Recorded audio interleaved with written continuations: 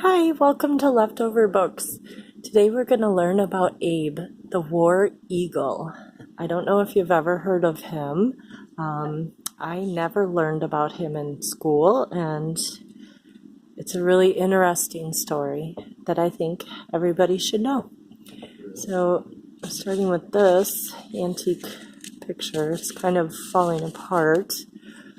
This old frame. Okay. From the old home farm pictures from Aunt Della Spalding's old album, June 29th, 1942. I'm not sure if that's about Abe, but this is. This says, the new picture of the eagle from a photograph taken in March of 1865. Album portrait of old Abe, the live eagle, which was carried through a 3-year campaign and many battles by the 8th Wisconsin Regiment. These pictures are sold for the benefit of the Great Sanitary Fair in Chicago, which opens May 30th, 1865. Price 15 cents each, 10 for $1, $9 per 100, sent free of postage. We are also preparing for sale, for the benefit of the fair, a complete, authentic history of the eagle, which will be ready for delivery a week or two before the fair opens. Address, Alfred L. Sewell, care of Dunlap, Sewell, and Spalding, Chicago, Illinois. I wonder if this booklet is the one they're talking about. Let's see. Abe the War Eagle, souvenir of the war that saved the Union, 1861 to 1865.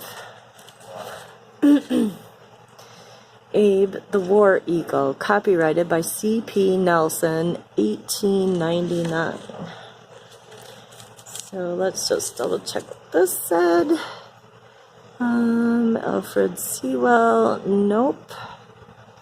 And this one would have been done around 1865. So this book came out quite a bit later. Abe, the story of a soldier bird. And there he stands, bird of our banner, with that eye upon you that can lock undazzled on the sun. The children have plucked the bird out of the old flag and sent him living at the head of our legions. We bare our brow to him. Benjamin F. Taylor. We welcome your eagle, that national emblem whose fame has been widely spread and become historic through pen and song. Bear him ever aloft with your advancing shout. General Lucius Fairchild.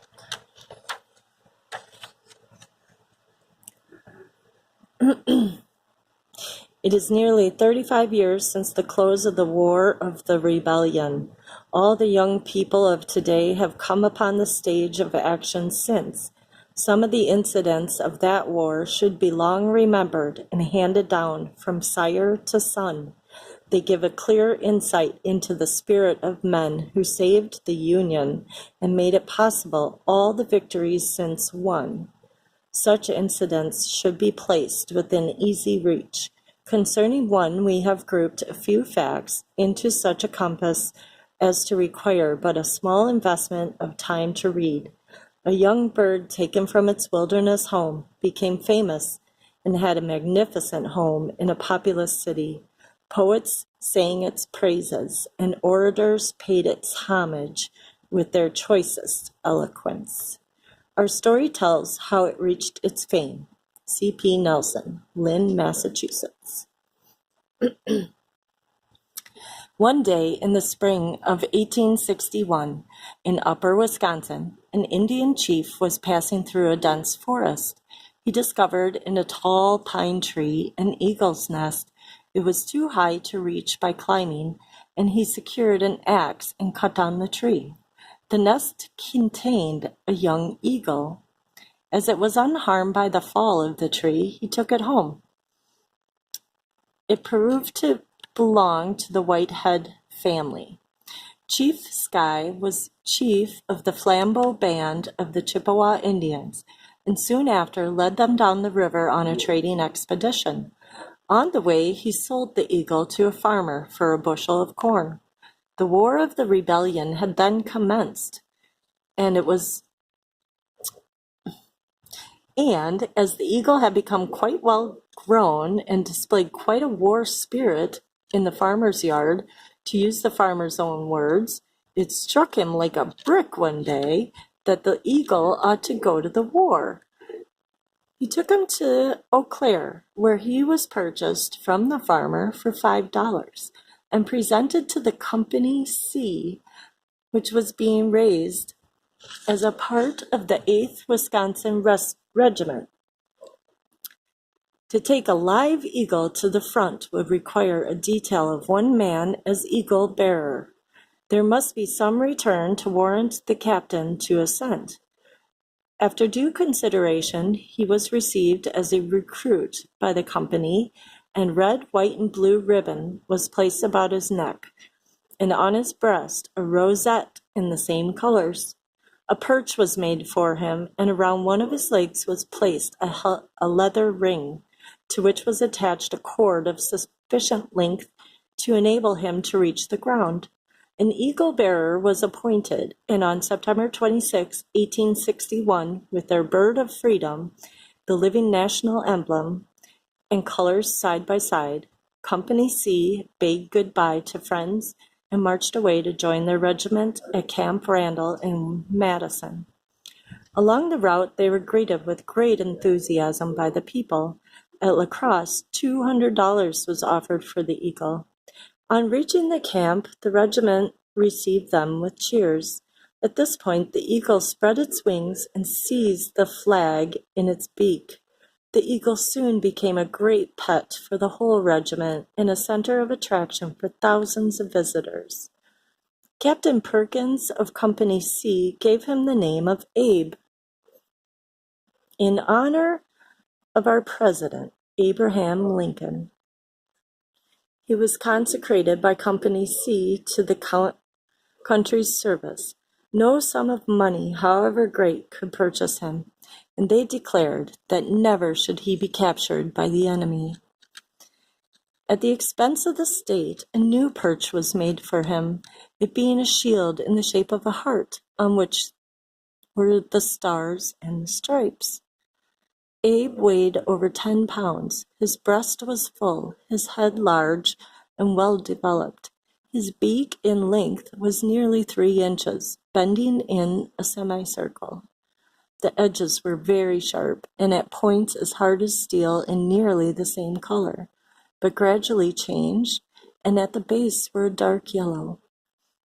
The legs were bright yellow, the feet were plump, and on each foot 4 talons with sharp ends. Each looked like steel. His wings measured from tip to tip 6 1/2 feet. The color of his plumage was brown with a gold tinge. His head and a great part of the neck was snowy white. Part of his tail was also white.